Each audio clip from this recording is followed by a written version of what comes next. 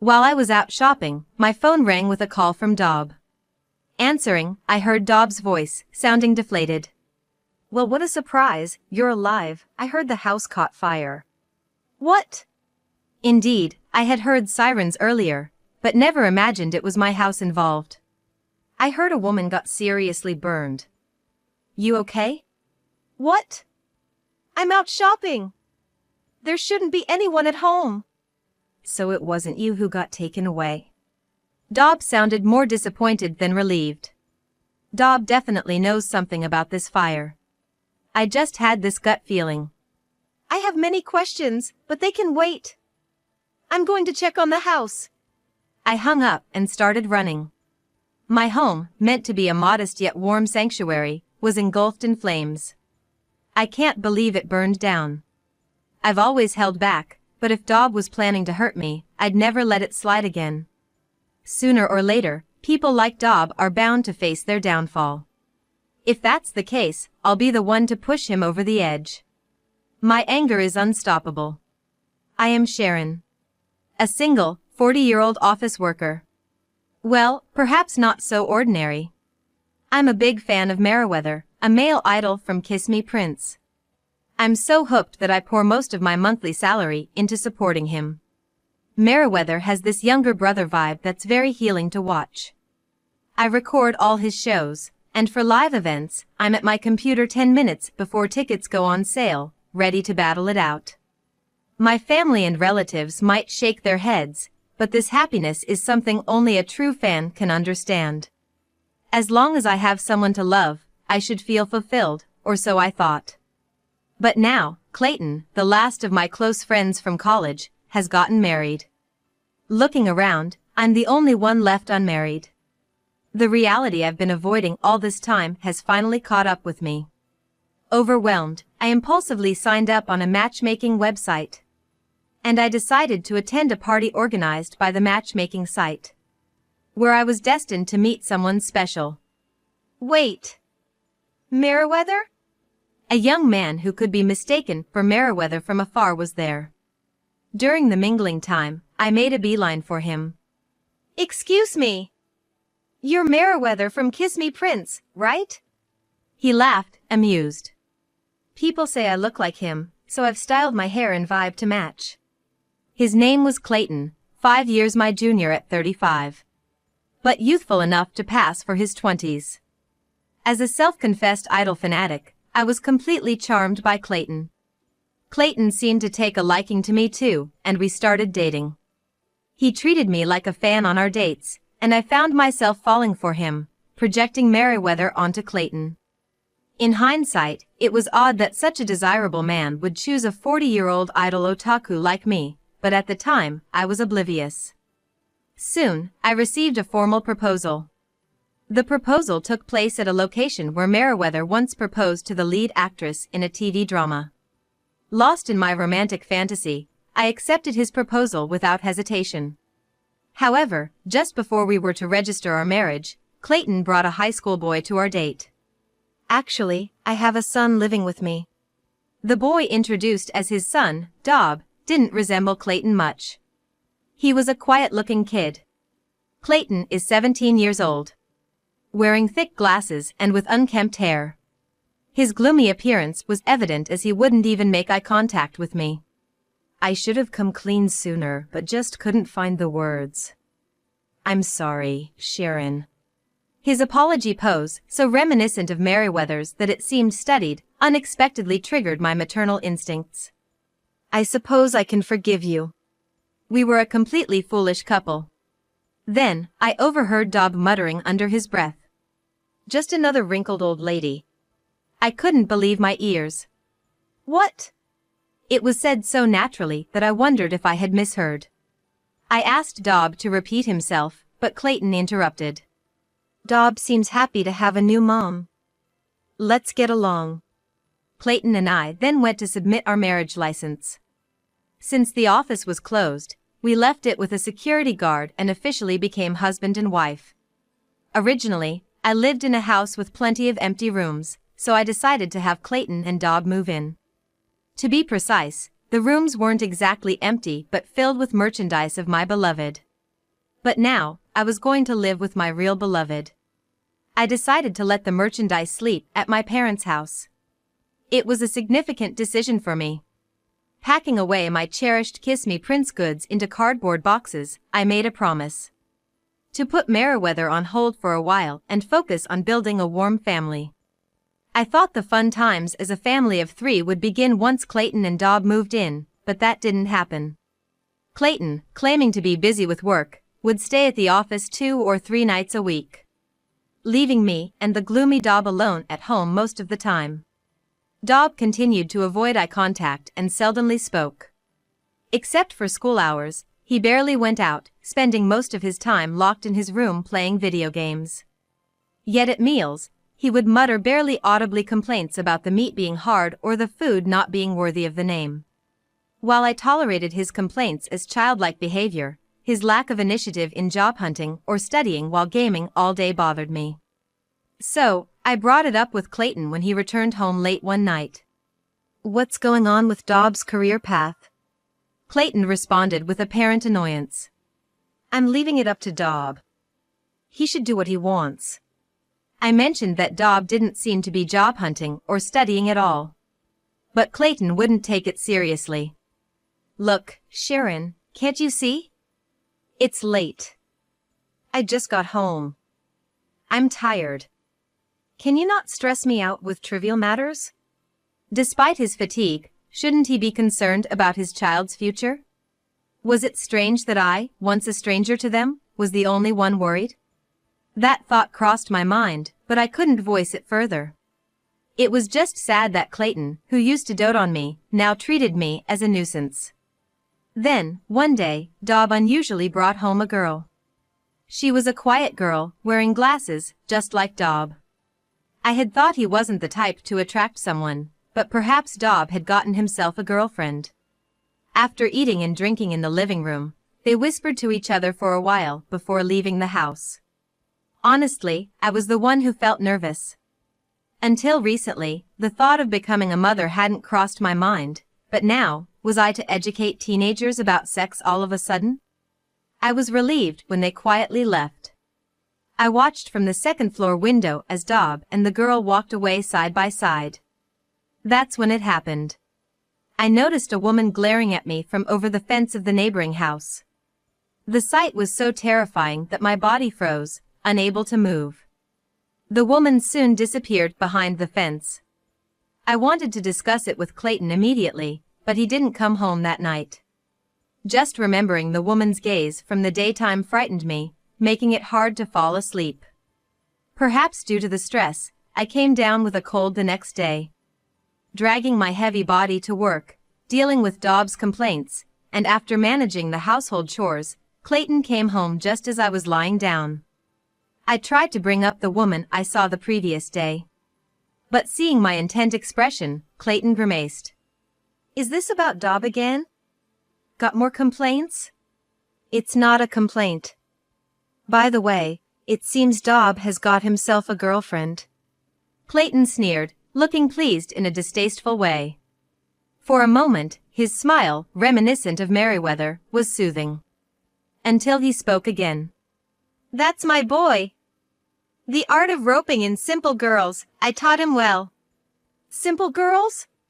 I echoed back, and Clayton hastily corrected himself. "No, I misspoke. Just shared some tips on wooing a girl he likes." Then, he gently tapped my head. "Thanks for all your hard work. I appreciate what you do for me." Being treated this way used to bring me the utmost joy during our dating days. But now, I couldn't shake off the doubts in my heart. Was I considered a simple girl too? Was I being strung along? But for what reason? I'm just a temp worker, neither wealthy nor well off. After Clayton went to take a shower, I rummaged through his wallet as a precaution, but found no suspicious receipts. Still, I couldn't shake off a bad feeling and grew increasingly distrustful of Clayton. And so, I never got around to talking about that woman. The next morning, Clayton had already left for work by the time I woke up. As I went downstairs to make breakfast, I was greeted by the pleasant smell of sausages cooking. something that had never happened since we got married. To my surprise, Dob was preparing breakfast for me in the kitchen.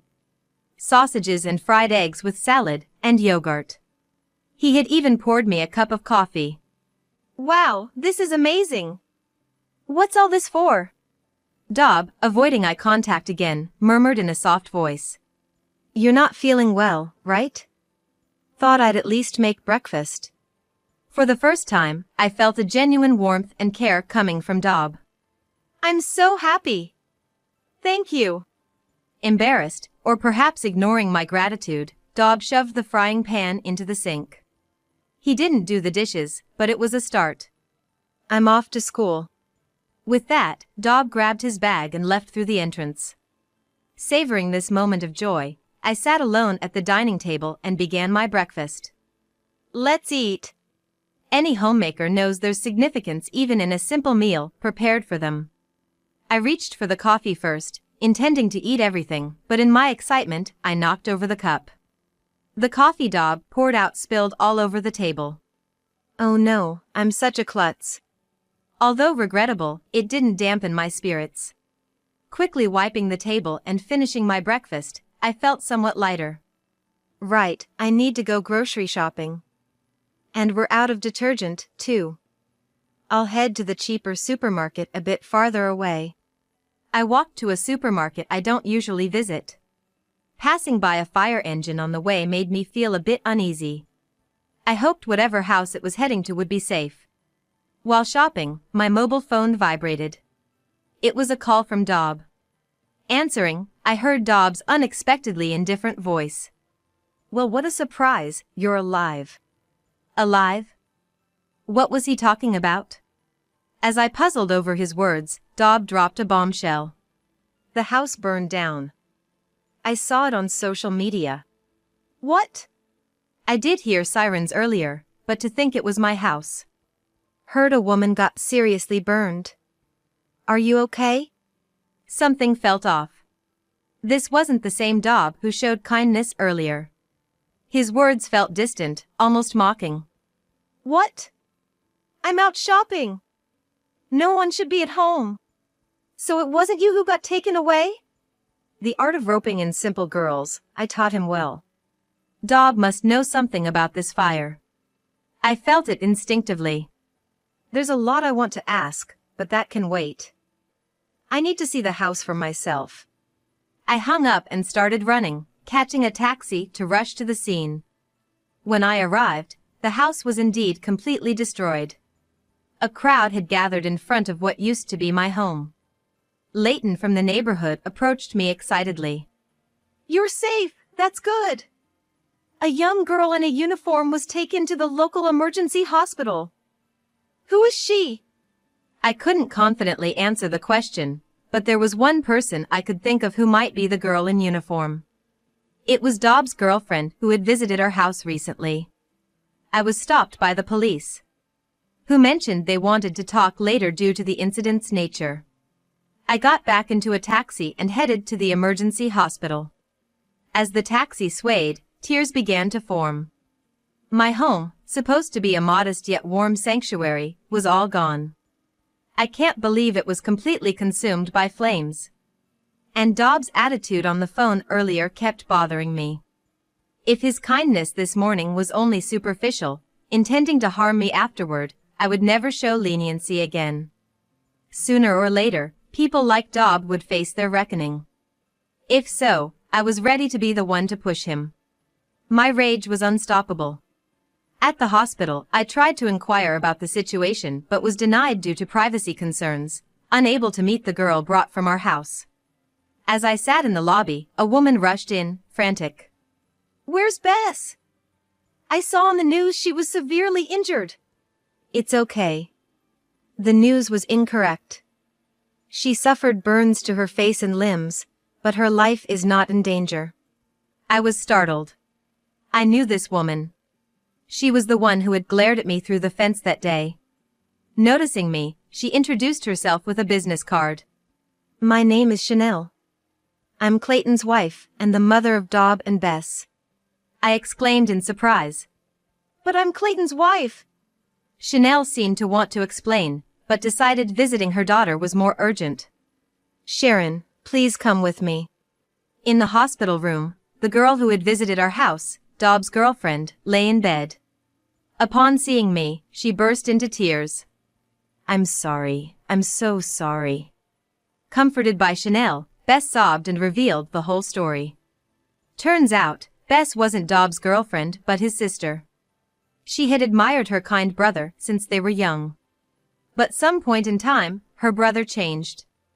She said he learned from our father how to wrap simple girls around his finger. After that, he rarely came home. Probably because he was living with me, but Dobb told Bess he was living with a convenient woman. Even when he did come back, seeing my brother repeat his misogynistic remarks, Bess wished for the brother she remembered. How can I get my kind brother back? She asked Dobb, and to that he answered like this. I want you to set fire to the house of Dad's mistress, Sharon. Bess, swayed by Dobb, scouted my house for this reason. That's why Bess had come to my house. After much hesitation, thinking of her brother, she went through with it. But called the authorities immediately after realizing the gravity of her actions.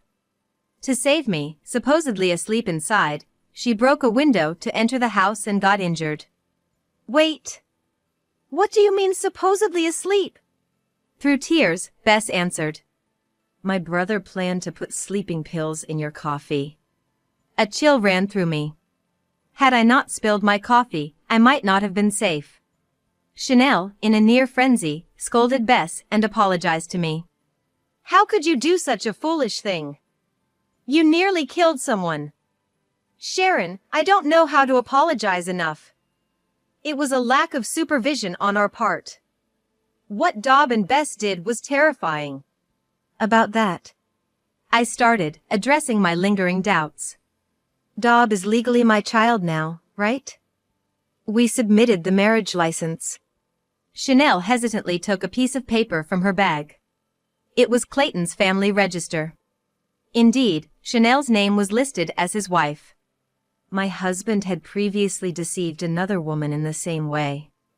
You and Clayton submitted the marriage license after hours, didn't you? She was spot on. Because he's already married, it should have been rejected, but the security guard accepted it after hours. Probably, the office tried to contact Clayton's mobile afterward, saying the license is invalid due to bigamy. Faced with this unbelievable truth, I felt dizzy. Why would Clayton do something like this? Chanel sighed deeply. Her forehead marked with deep lines of hardship. Sharon, by any chance, are you a fan of Meriwether from Kiss Me Prince? My husband is obsessively confident in his resemblance to Meriwether. He completely imitates Meriwether's fashion, hair, and gestures, approaching female fans to cheat and revel in the thrill. He can't be satisfied unless women idolize him like an idol. I've had enough this time. At that moment, the door of the hospital room opened, and a flustered Clayton entered. Seeing Chanel and me together, he had a look of regret. With fiery anger in my eyes, I glared at Clayton. So we were strangers all along. You said you were staying at the office, but you were actually going back to Chanel's? Clayton frantically tried to explain, but I wasn't listening anymore. I'll be filing for damages. Including for the house your son burned down.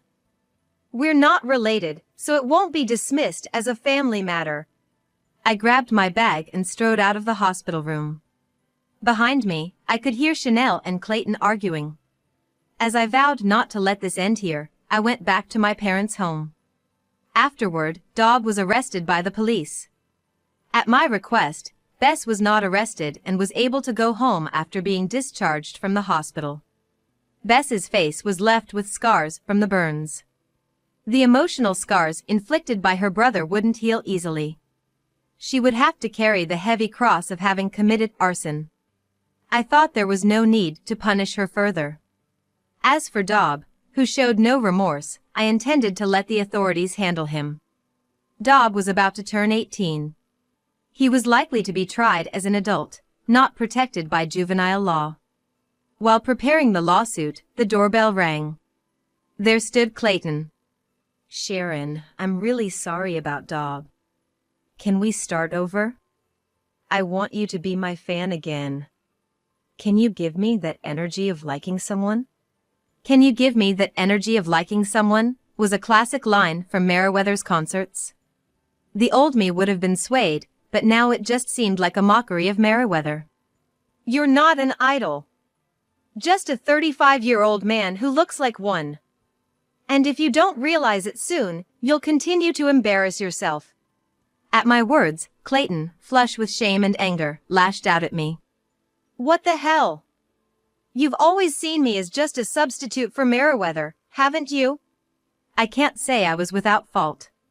But Clayton, having cleverly orchestrated this situation, now acted as if I was to blame. Yes, and I've realized it. You're neither Meriwether nor my ideal prince. Just a middle-aged man full of self-delusion. I slammed the content certification for the compensation claim I had prepared into Clayton's hands. This arson incident is the result of your misguided teachings. You'll take full responsibility. I'll add on the amount for deceiving me, so make sure you pay up. Otherwise, I'll sue you for marriage fraud. Clayton, who had come to plead for reconciliation, was instead faced with a compensation claim and turned away in defeat. Self-centered to the end, Clayton left filled with disappointment. Perhaps frightened by the threat of a lawsuit for marriage fraud, Clayton later transferred the compensation amount, significantly more than the market rate, in one lump sum.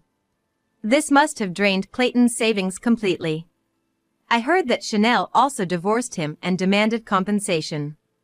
For a while, he'll be without money, making it difficult to maintain the idol-like hairstyles and clothes.